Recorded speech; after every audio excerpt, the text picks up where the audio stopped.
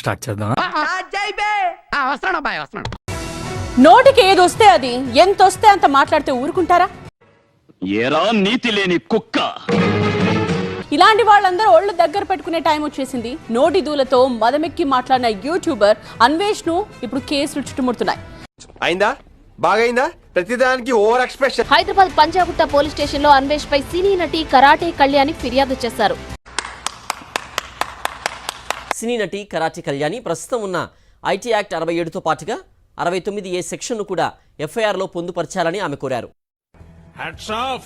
అన్వేషణ యూట్యూబ్ ఛానల్ను బ్లాక్ చేయించేలా చర్యలు తీసుకోవాలని, దాని ఆదాయ బ్యాంక్ అకౌంట్లన్నీ ఫ్రీజ్ చేసేలా.